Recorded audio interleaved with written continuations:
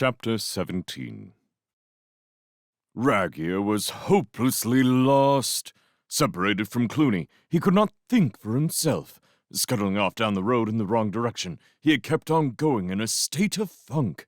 Frightened by the sound of a bird chirping suddenly, he rushed blindly into Mossflower Wood and pressed on, deeper and deeper into this strange, new territory. It was only with the arrival of pale dawn that he stopped, slumping down under some bushes. Exhausted, soaking wet, and dispirited, he curled up into a wretched damp ball and slept. Sometime about mid-morning, Ragia was awakened by the sound of footsteps. As Matthias tramped past, he lay low, silently congratulating himself. What a find! A little mouse! He would take him prisoner and bring him back alive to Cluney. That way, he could gain some prestige. Cluney might even forget that he panicked and deserted him at the Abbey. Matthias risked a swift glance over his shoulder. There was a rat clumsily trying to stalk him. A fat, awkward-looking rodent, but nevertheless an enemy. The young mouse strode onwards, his mind working coolly and without fear, confident that he could handle the situation. Breaking twigs underfoot, stumbling ineptly from tree to tree, Ragia watched the mouse and fantasized. There were 6 of 'em, Chief. They tried surrounding me, but I fought like a devil. Then I says to myself, Ragia, says I, you better capture this last one and fetch him back for the Chief to question. Then Cluney'll say to me, Ragia, good old Ragia, I knew I could depend on you. Why do you suppose I took you along in the first place? Mange fur, bring food and wine for my old pal Ragia the Brave. Yes, and then I'll pat the Chief on the back and say, by Satan's whiskers, you old rodent, have you never thought of retiring and letting me lead the horde? Why, with a gallant warrior like me in command— Thwack! A long whippy-larch branch sprang forward suddenly. It crashed into Ragia's head, poleaxing him. Matthias stepped out of hiding, rubbing his hands. It had been a strain holding the branch back for so long. Uncoiling Shadow's climbing rope, he bound Ragia paw and claw to a sturdy oak. The young mouse could not afford to wait around for the rat to regain his senses. There was still a deal of traveling to be done. He pressed onwards, leaving his senseless enemy bound to the tree. The rain stopped. Within minutes, the hot June sun burst down on Mossflower, as if in apology for its absence. Clouds of steaming mist arose from the woodland floor, mingling with the golden shafts slanting down through the trees. The birds began singing. Each flower and blade of grass was decked out in jeweled pendantry with necklaces of sparkling raindrops. The sudden warmth flooded over Matthias, cheering him onwards. Humming a tune beneath his breath, he strode out with a will, almost breaking from the cover of the trees straight out into the flat meadowland. He checked himself just in time.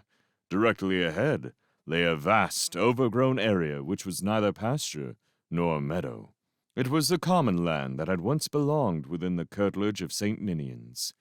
Matthias crouched at the edge of the woods. He could see the back of the church. There were 10 or 12 rats patrolling it some distance away. Before he dealt with that problem, there was still the common land to be crossed. Clumps of thistle and slight ground hummocks would be his only cover. The young mouse spoke his thoughts aloud. This could present a little problem. A strange voice answered him. Problem? A little problem? Well, at least it's not a fully grown adult problem. Matthias squeaked aloud with fright. Whirling about, he looked for the source of the mystery voice. There was no one about. Taking a grip of himself, he squared his shoulders and called out boldly, Come out here this instant and show yourself! The voice answered. It seemed to come from directly in front of him. Show myself indeed! How many pairs of eyes do you want, young fella, eh? Fine state of affairs, bless my soul. What? Matthias narrowed his eyes and looked hard. Still nothing. I warn you, come out and show yourself, he shouted irritably. I'm in no mood for playing games. As if by magic, a lanky hare popped up right beside Matthias. An odd patchworked creature. His fur was an ashen hue with blots of gray and light brown flecked white on the underbelly. He was very tall, with formidable hefty hind legs and a comical pouched face topped off by two immense ears, which flopped about of their own accord. With a courtly, old-fashioned manner, the hare made a leg, bowing gracefully.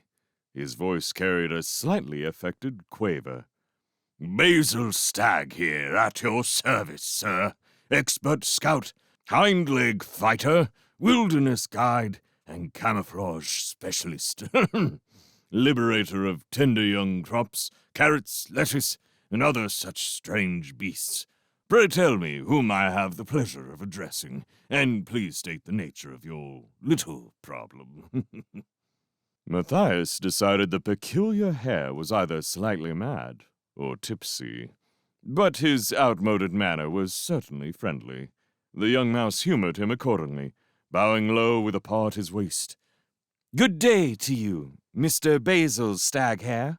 My name is Matthias. I am a novice in the Order of Redwall Mice. My immediate problem is to cross this land to the church over yonder without being discovered by the rats who are guarding it. Basil Stag Hare tapped one of his huge feet gently on the ground. Matthias, he laughed. What an odd name, to be sure. The young mouse laughed back as he replied, Not half as odd as your own name. Who ever heard of a hare being called Basil Stag? The hare disappeared momentarily. He reappeared next to Matthias. Ah, well, hare's the family name, don't you know? My parents named me Basil, though the old mater wanted me to be called Columbine Agnes. Always longed for a young lass, she did. But why stag? Matthias inquired. Noble creatures, stags, the hare sighed. Did I ever tell you I wanted to be one? A magnificent, royal stag with great coat-hanger antlers. So, I went down to the jolly old river one night and christened myself Stag. Had 2 toads and a newt as witnesses, you know. Oh, yes. Matthias was unable to hide his merriment. He sat down and chuckled. Basil started chuckling too. He sat down beside Matthias. I think I'm going to like you, my boy, he cried. Now, what about getting you into that church? Why, there's nothing simpler. But enough time for that later, young rip. How about telling me what brings you here? I love listening to a good yarn, you know. Oh, by the way, I hope you like fennel and oatcakes. Of course you do. You'll share lunch with me. Of course you will, young'un like yourself. In a flash, Basil had lugged a haversack from the undergrowth and was spreading a repast on the grass between them. For the next half hour, Matthias related his story between mouthfuls of the hare's tasty luncheon. Basil listened intently, interrupting only when he required clarification on some point. Matthias finished his tale and sat back awaiting comment. Basil's long ears flopped up and down like railway signals as he digested his food and his friend's information. Rats. I knew they'd come eventually, through intelligence on the grapevine, you know. Could feel it in the old ears, too. As for Redwall, I know it well. Excellent type, Abbot Mortimer. Splendid chap. I heard the Joseph bell tolling out the sanctuary message.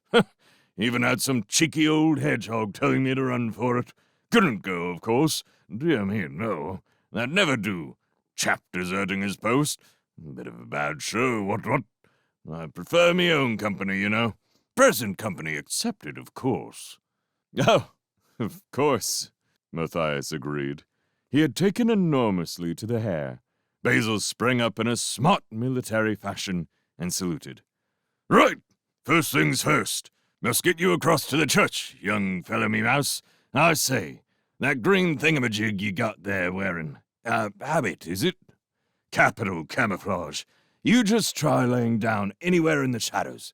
Believe me, you'd have trouble finding yourself. Top hole cover. Absolutely. Basil stopped and ruminated for a moment. His ears lay flat, stood up, then pointed in opposite directions. He continued. Now, when you've liberated your bit of tapestry or whatever, make straight back across the common. I'll be waiting, never fear. Good. Well, come on, young bucko. We can't sit about here all day like two fat rabbits at a celery tree. Up and at 'em. Quick's the word and sharp's the action. Nip about a bit, young'un. Again, Basil vanished, only to reappear some 3 yards out in the common. Come on, Matthias. Tack to the left and wheel to the right. Bob and weave, duck and wiggle. Look, it's easy. Matthias hurried to follow, keeping in mind Basil's instructions. Surprisingly, they seemed to work perfectly, and before long the two friends had covered nearly 3/4 of the common land. Matthias could even count the whiskers on some of the rats. He covered his mouth with a paw to stifle a giggle. It's really simple, isn't it, Basil? How am I doing? The hare bobbed up beside him. Capital! Bung-hoo! Like a duck to water, young fellow. Drop me ears if you aren't the best pupil I've ever had. By the way, is there anything I can do to help? Matthias stopped and looked serious. Yes, there is, Basil. But I feel reluctant to ask you to involve yourself in my fight. Basil's stag hair snorted. Rubbish! My fight indeed! Do you fondly imagine that I'd sit there, munching at the old nosebag while some ugly great rodent and his band of yahoos run about conquering my countryside? Never let it be said in the mess that Basil's stag hair was backward and coming forward. Ask away, Matthias, you young curmudgeon. The hare puffed out his narrow chest and stood with paw on heart, his eyes closed and ears standing straight up. He awaited orders. The young mouse, hiding a smile at Basil's noble pose, said admiringly, Oh, Mr. Hare, you do look heroic standing like that. Thank you. Basil opened one eye to look at himself. Yes, you did look rather gallant, a bit like Monarch of the Glen, or the Stag at Eve. Not that a young mouse understand anything of that nature. Matthias expressed his wishes to the stag. Would it be possible for you to create some kind of diversion while I'm getting the tapestry? Could you keep the rats occupied, Basil? The hare twitched his ears confidently. Say no more, laddie. You've come to the right stag. Listen carefully. You cut across the flank to the left. They took a piece of planking out of the fence by the lich gate. That's where you'll slide through. When you've got what you've come for, then make your exit the same way. I'll be somewhere about keeping an eye on you. Right. Off you go. Matthias went swiftly, still remembering to bob and weave as Basil had taught him. He made it with ease to the fence, glancing back to check on his companion. Basil went into a speedy run. He cleared the fence top at a bound and tapped the nearest rat on the back. I say, old thing, where's this leader fella? Cluney or Looney, whatever you call him? Completely staggered, the rat stood slack-jawed. Basil left him and popped up beside another rat. Phew! Dear, don't you chaps ever take a bath? Listen here, you dreadful creature. Do you realize you smell to high heaven? By the way, did your parents ever call you Pongo? Or did they smell as bad as you? It took the rat sentries a moment or two to recover from their surprise. Then they let out yells of rage and tried to seize the impudent hare. It was like trying to catch smoke with their claws. Basil ran rings around them, keeping up a steady stream of insults and adding to the rat's bad temper. They shouted angrily, Grab that big skinny rabbit, lads! Big skinny rabbit yourself, cat's meat! I'll stick his damned guts on my pike! Temper, tut-tut! Such language! If your mother could hear you! Blast! He's as slippery as a greased pig! Some of my best friends are greased pigs, bottlenose! Oops! Missed me again. You old butterfingers, you! Matthias chuckled quietly and shook his head in admiration. He watched 12 rats falling over each other and bumping heads as they chased his friend around the common land. Every now and then, Basil would pause and strike his noble stag attitude, letting the rats get to within a whisker of him. Nimbly, he would kick out with his long, powerful legs and send them all sprawling in a heap. Adding insult to injury, he danced around the fallen sentries, sprinkling them with daisies until they arose, cursing him to continue the chase. Wary that there might be other rats about, Matthias climbed into the church through a broken stained-glass window. He dropped down into the lady chapel. The young mouse wrinkled his nose in disgust. The beautiful old church was rank with the heavy odor of rats. Furniture was overturned, statuary broken, walls stained, the pages of torn hymn books lay about everywhere. Where was the fragment of tapestry? And where was Cluney with the rest of his army? Instant realization sent a leaden weight thudding into the pit of Matthias's stomach. They had gone to attack Redwall. Cluney must have the tapestry with him. Matthias felt sick at the thought. Hastily, he climbed back out of the window. Halfway across to the fence, he noticed a small shed. Somebody was pounding upon its locked door and calling his name aloud. "Matthias! Quickly! Over here in the hut!" Through a small gap in the door, he could see the Vole family. Their paws were tightly bound. Colin Vole huddled piteously on some dirty sacking in a corner, while Mr. Abram Vole and his wife battered away at the door with their paws tied together. Matthias called through the crack to them. "Stop banging! Stay quiet! I'll have you out of there as soon as I can break the lock." Matthias cast about for something that could force the padlock, and hasp! Doubtless some rat had the key, but there was no time for that. By a stroke of luck, he found an iron spike that had been thrown at Basil by one of the rats. Forcing the spike in the hoop of the lock, Matthias levered away. "It's not budging," he muttered. From the corner, Colin Vole started to weep aloud. "Oh, we'll be locked in here until Cluney gets back. I don't want to face him again. Do something, Matthias. Save me." Despite the Vole's wretched predicament, Matthias could not help showing his contempt for Colin. "Do stop whining, Colin. It doesn't help matters. And keep your voice down. There may still be rats about. Try to be brave like your mum and dad." In his frustration, Matthias swung the spike at the lock. It bounced off, lodging deep between the hasp and the woodwork. He grunted in exasperation, pulling it savagely towards himself to loosen it. Taken off balance, he went head over tail. The hasp had been broken.